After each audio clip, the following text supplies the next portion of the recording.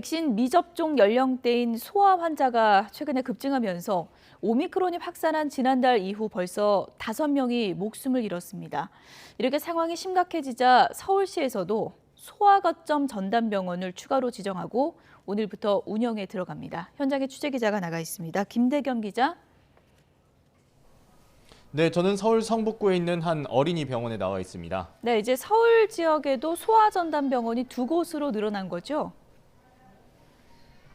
네, 그렇습니다. 우선 제가 나와 있는 이곳 병원은 오전 9시부터 진료를 시작했습니다. 아마 화면으로 보이실 텐데요. 이른 아침부터 소아 환자와 그리고 보호자들이 이곳 병원을 찾아서 진료를 보고 있습니다. 서울 지역에서는 지난 11일 구로구에 있는 한 어린이 병원이 처음으로 소아특화 거점 전담병원으로 지정이 됐습니다. 제가 나와 있는 이곳은 서울 지역에서는 두 번째로 특화 거점 전담병원으로 지정이 된 곳인데요. 이 병원은 이전부터도 소아 확진자 외래 진료센터를 운영해 오긴 했습니다. 이전에는 보건소와 연계해서 정해진 환자만 정해진 시간에 받아 대면 진료하는 시스템이었다면 오늘부터는 코로나 의심 환자나 확진자 모두 이곳 병원을 찾아서 진료를 받을 수 있게 됐습니다. 자세한 진료 시스템은 이곳 의료진 모시고 이야기를 함께 나눠볼 텐데요. 예, 오늘 병원장님 모셨습니다. 네, 안녕하세요. 네, 안녕하세요. 네, 소아특화 거점 전담병원으로 지정이 되면서 진료 시스템 어떻게 변하게 되는 건가요?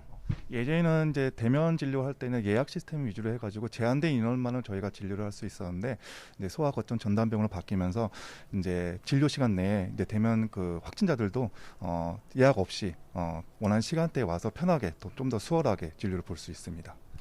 네, 아무래도 이곳 병원을 찾는 부모님들 중에 혹시 아이가 병원에 와서 또 코로나에 걸리는 건 아닌지 걱정하시는 분들도 많으실 거예요.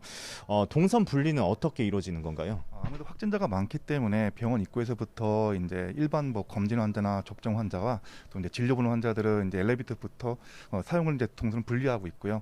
그리고 대기실 내에서는 뭐 바이러스 케어 시스템이라든지 또 진료실 내에서도 이제 음악기를 설치해서 원내 뭐 공기 전파 감염의 위험을 최소화하도록 노력하고 있습니다.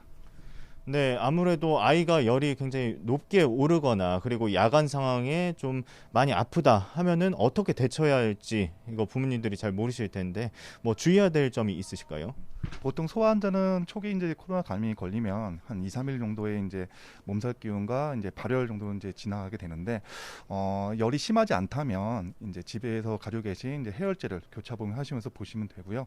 근데 간혹 이제 소아들은 급성 폐쇄성 후두염이나 이제 뭐 호흡곤란 같은 이제 기관지 쪽으로 침범이 좀 심할 수 있기 때문에 혹시 아이가 호흡곤란을 일으키거나 아니면 탈수 증상 이제 못 먹고 처지면서 이제 기운이 없어하면은 24시간 재택 3당 의료 센터나 아니면 이제 서울시에서 지정된 그 응급의료센터 119에 문의하셔서 진료를 꼭 보시는 게 좋을 것 같습니다. 네, 오늘 병원장님 모시고 이야기 나눠봤습니다. 네, 감사합니다.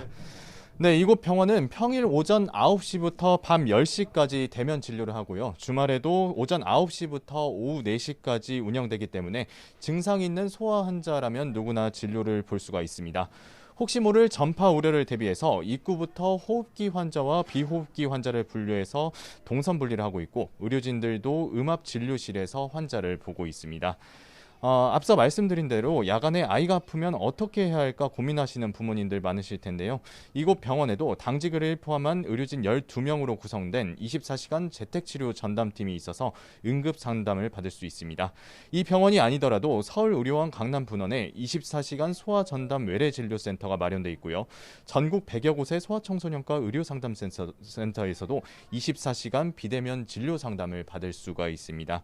최근 오미크론이 본격적으로 확산하면서 10살 미만 소아 사망자가 5명 발생하고 위중증 환자도 6명으로 느는 등 소아 확진 상황도 점점 심각해져 가고 있는데요. 정부는 소아 확산세를 막기 위해서 오는 31일부터 5살 이상 11살 이하 연령층을 대상으로 백신 접종을 시작한다는 방침입니다. 지금까지 성북구에 있는 한 어린이 병원에서 YTN 김대겸입니다.